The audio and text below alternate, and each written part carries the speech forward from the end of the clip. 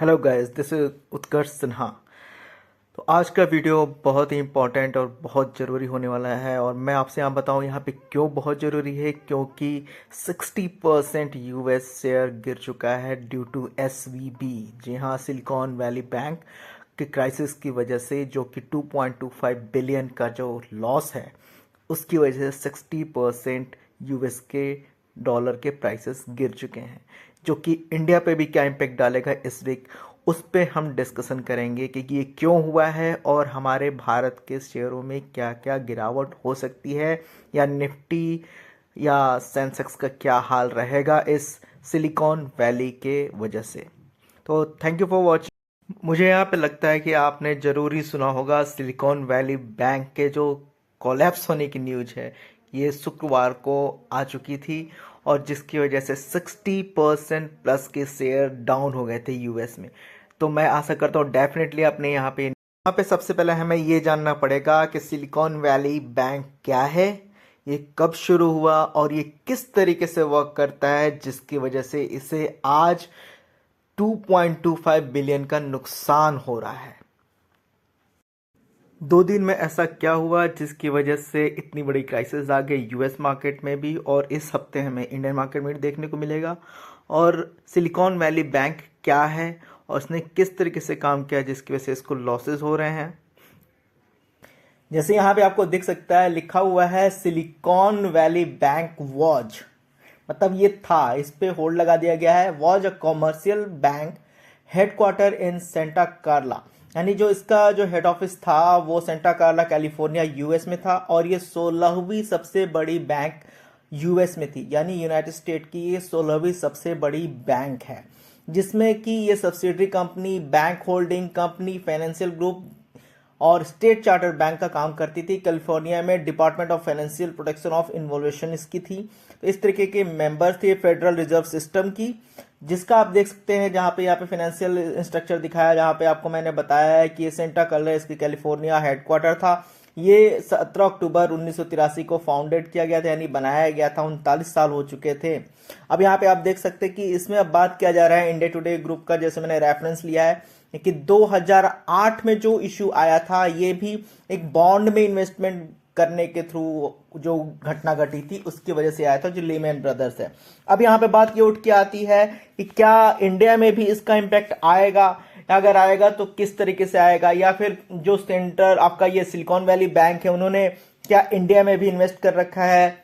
जैसे कि silicon valley का 60% शेयर डाउन हो गया था इन 2 दिनों में, न्यूज आने के बाद, 8 से 2 तारीख के बीच में, 8 से 10 तारीख के बीच में। वैसे क्या इंडिया में भी होगा, क्योंकि इंडिया में भी काफी सारे इन्वेस्टेड किए गए थे सिलिकॉन वैली के बैंक के थ्रू, जैसे कि आप यहाँ पे देख सकते हैं। अगर मैं बात करूं तो यहाँ पे शादी.com है, ठीक है, और भी बड़े बड़े 21 ऐसे कंपनीज हैं, यानी स्टार्टअप थे जो कि आज यूनिकॉर्न भी बन चुके हैं, उनमें सिलिकॉन वैली के द्वारा इन्वेस्ट किया गया था।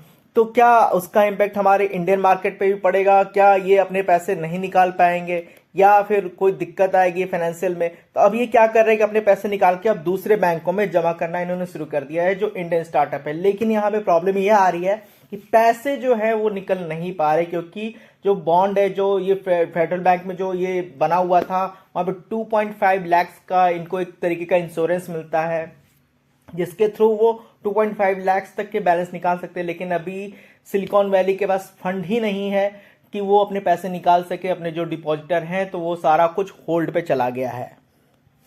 सिलिकॉन वैली बैंक जो है वो स्टार्टअप को लोन देता है, जिसमें कि 56% अगर हम बात करें तो ये आपका वेंचर कैपिटल कंपनीज को लोन देता है, जिसका डिस्कस हम आगे करेंगे पूरे डिटेल में।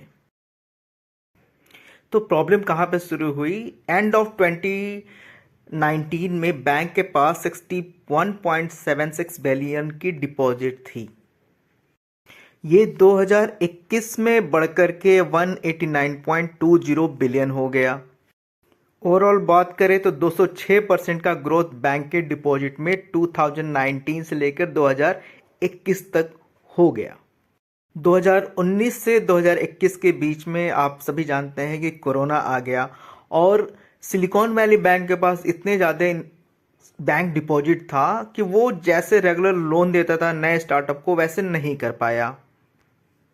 बीच ऐसा हुआ कि बैंक के पास बिजनेस हो या ना हो लेकिन बैंक को तो इंटरेस्ट देना था, तो इसने ये किया कि एनबीएस में इन्वेस्टमेंट कर दिया।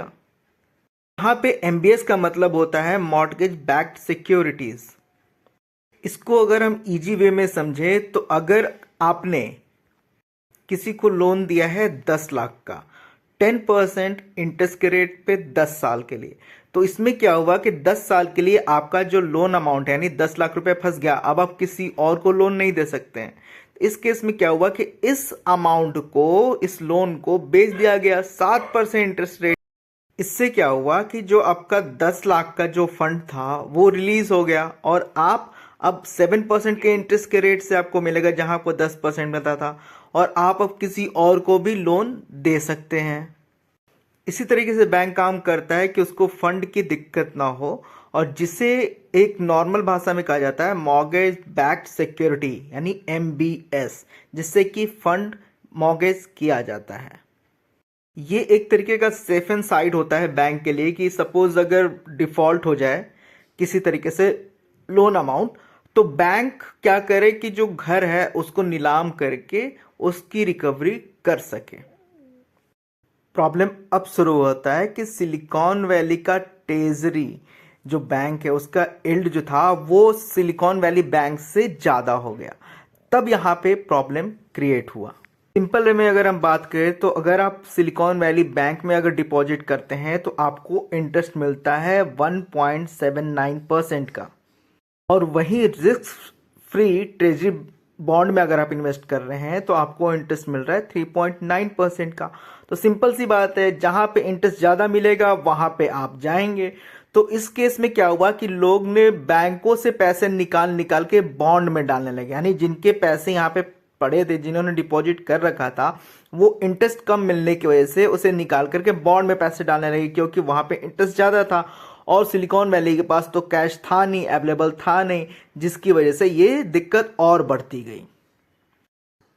और कमेंट में आप बता सकते हैं, क्योंकि रिस्क जिसमें है ही नहीं उस पर 3.9% का इंटरेस्ट मिल रहा है, और बैंक जिसमें रिस्क है उसमें 1.79% का इंटरेस्ट मिल रहा है। तो क्या आप बिना रिस्क के 3.9% इंटरेस्ट लेना चाहेंगे या विथ रिस्क आप 1.79 का सिर्फ लेना चाहेंगे?